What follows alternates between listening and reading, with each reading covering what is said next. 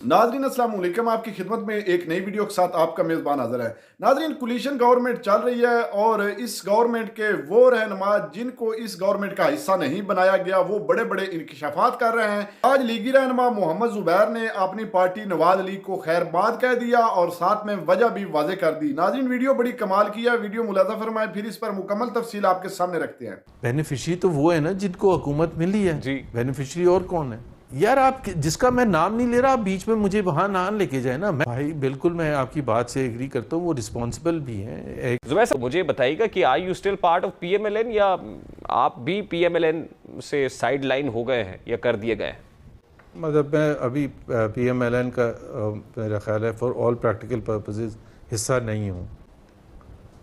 یہ تو میرے لیے تو خبر ہے کہ آپ نے پی ایم ایل این کو خیر بات کہہ دیا ہے۔ دیکھیں، پاکستان مسلم لیگ نواز کے حوالے سے میری پوزیشن یہ ہے کہ I was part and parcel of Muslim League اس وقت تک جب تک مسلم لیگ اپنے نظریے پر کھڑی تھی، اور سب سے زیادہ امپورٹنٹ ان کا جو بیانیہ تھا وہ ووٹ کو عزت دو تھا، اور ووٹ میں ادھر ہی کھڑا ہوا ہوں۔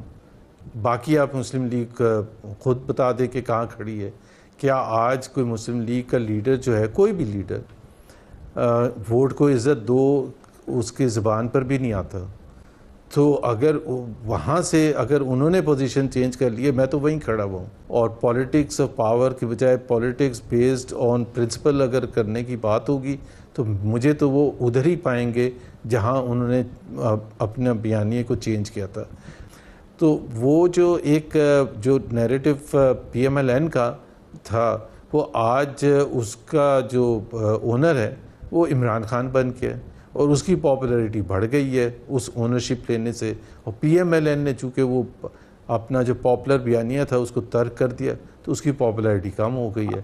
And this is what the dilemma از۔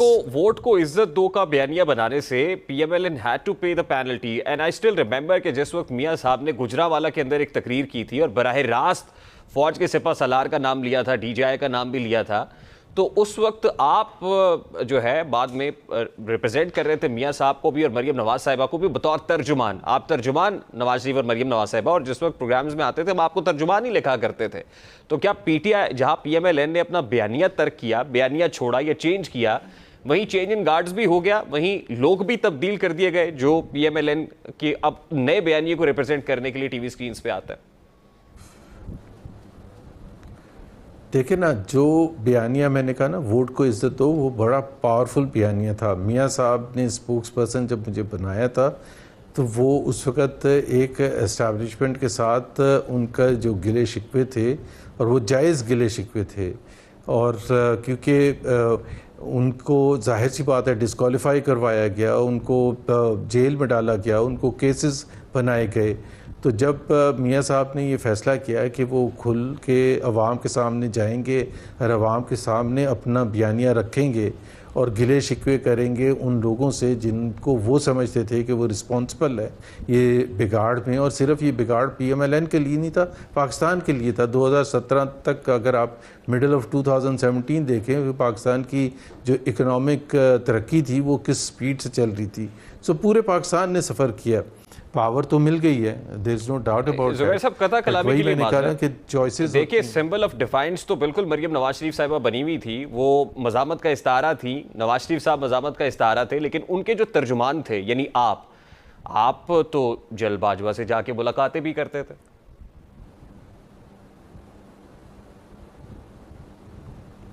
جی دیکھیں، وہاں اس وقت دو بیانیہ تھے نا، ایک مزاحمتی تھا، ایک مفاہمتی بیانیہ تھا، اور اس وقت میاں نواز شریف کا اور مریم نواز کا مزاحمتی بیانیہ تھا۔ ہم سمجھتے تھے کہ مزاحمت ہوگی تو مفاہمت ہوگی، پاور ٹاکس ٹو پاور، کہ اگر آپ گھر بیٹھ جائیں گے اور میسیجز بھیجیں گے کہ جی ہم مفاہمت کرنا چاہتے ہیں، تو جب آپ کی کوئی پولیٹیکل سٹینڈنگ ہی نہیں ہوگی، جب آپ کی عوام میں پذیرائی ہی نہیں ہوگی، اور عوام میں پذیرائی صرف اس وقت ہونی تھی جب آپ پولیٹکس آف ڈیفائنس کریں۔ تو سر پھر شکوہ کس چیز کا؟ مفاہمت ہو گئی نا سر، جو P M L N achieve کرنا چاہتی تھی وہ کر لیا، مفاہمت ہو گئی، عمران خان گھر چلا گیا، حکومت گر گئی، آپ حکومت میں آ گئے۔ نہیں، میرا خیال ہے وہ ایسے نہیں ہوا نا، ایسے نہیں ہوا کہ فیبری 2024 کے الیکشنز میں اگر تو عوام میں پذیرائی ہوتی تو عوام کے ووٹ سے اگر حکومت آج بنتی تو بہت اچھی بات ہوتی ہے, آپ میرے سے سوال آپ کا جائز بنتا ہے, لیکن آج جو حکومت بنی ہے وہ مینڈیٹ نہیں ہے نا عوام کا. تو سر ووٹ کو عزت دو کا بیانیہ بھی کہ عوام کے ووٹ کو عزت دو کا معاملہ تو نہیں تھا نا, وہ بھی یہی تھا کہ اسٹیبلشمنٹ کو یہ کہا جا رہا تھا کہ power talks to power, as you just said, as you just mentioned کہ اسٹیبلشمنٹ کو کے اوپر پریشر ڈالا جا رہا تھا کہ ہم سے بات چیت کریں, ڈیل کر لیں, وہ ہو گئی.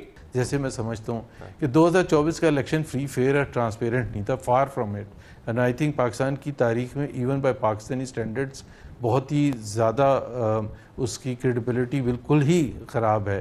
اور وہ اس کے تحت جب آپ پھر تو دیکھیں نا, آپ کا ایک مقصد ہوتا ہے نا, پاکستان کا آئین ہے, اس پاکستان کے آئین میں طریقہ کار دیا ہوا ہے کہ عوام کے نمائندے ہوں گے, عوام ایک فری اینڈ فیئر طریقے سے اس کو الیکٹ کرے گی, اس ووٹ کو کاؤنٹ ہونا چاہیے, اس کے لیے کاؤنٹ ہونا چاہیے جس کو دیا گیا ہے, اس پارٹی کے لیے کاؤنٹ ہونا چاہیے جس پارٹی کو دیا گیا ہے.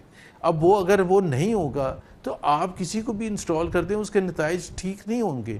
5 سال تک ایک ایسی حکومت آپ کے اوپر رہے گی جس کو عوام کی تائید حاصل نہیں ہوگی, جو فری فیئر اور ٹرانسپیرنٹ الیکشن کے تھرو نہیں آئی ہوگی.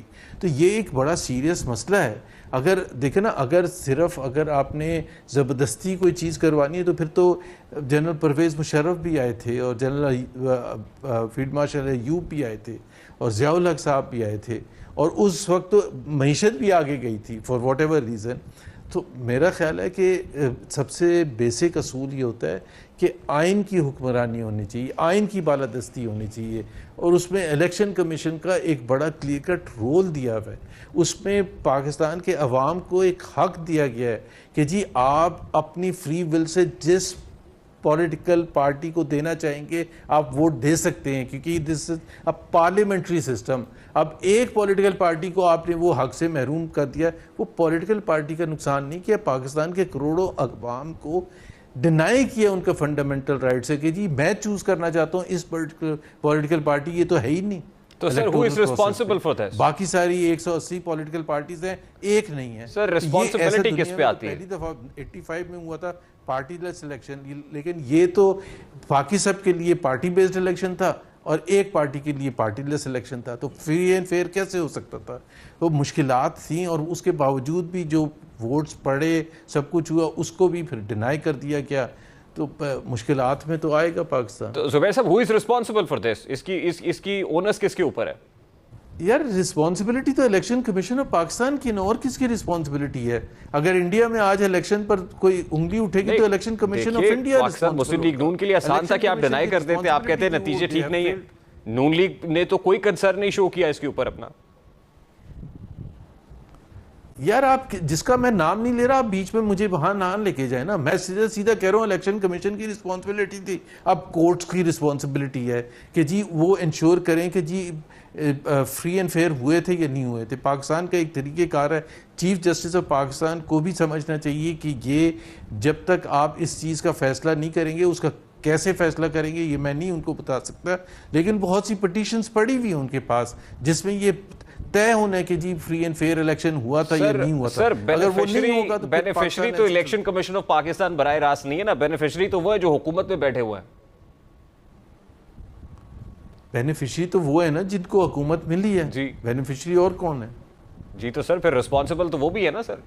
اگر وہ اتنے ہی ڈیموکریسی کے چیمپئن تھے تو آواز اٹھاتے, ووٹ کو عزت دو کی بات آپ کرتے ہیں. آپ صحیح کہہ رہے ہیں, وہ رسپانسبل بھائی بالکل میں آپ کی بات سے ایگری کرتا ہوں, وہ رسپانسبل بھی ہیں. ایک ایسا الیکشن جس کے تھرو, جس کا کل ایک فیصلہ آیا تھا ریزرو سیٹس کے حوالے سے, اب جو سینیٹر جو پنجاب اسمبلی کے ممبر بنے یا نیشنل اسمبلی کے ممبر بنے یا کے پی اسمبلی کے ممبرز بنے اس بنیاد پر, ریزرو سیٹس کی بنیاد پر, تو میرا خیال ہے کہ ان کو خود بھی سوچنا چاہیے تھا کہ یہ صحیح طریقہ نہیں ہے.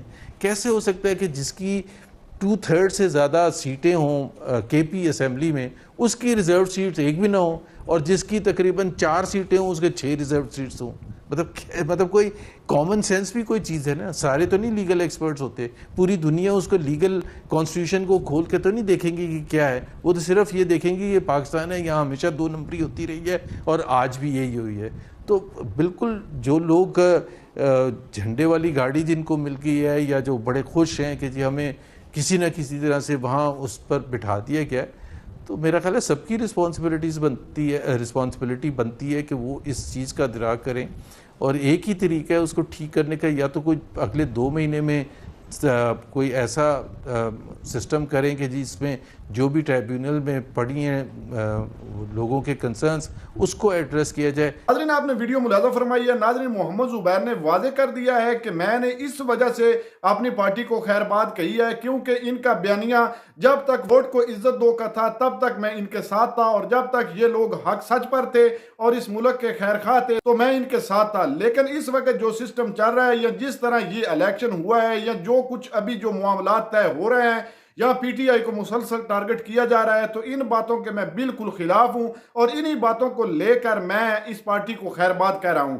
ناظرین آپ نے ویڈیو ملاحظہ فرمائی ہے، ناظرین محمد زبیر کی گفتگو سے آپ کو کیا لگتا ہے؟ کیا یہ لوگ یا جتنے بھی یہ نواز لیگ کے رہنما ہیں یہ کسی خوف کی وجہ سے یہ باتیں کر رہے ہیں، یا ان کو گھاس نہیں ڈالا گیا، ان کو کوئی عہدہ نہیں ملا، یا یہ دل کی بڑاس نکال رہے ہیں؟ ناظرین ویڈیو کے کمنٹ سیکشن میں آپ نے اپنی قیمتی رائے لازمی دینی ہے، اور اگلی ویڈیو تک اپنے میزبان کو دیجیے اجازت۔ اللہ حافظ۔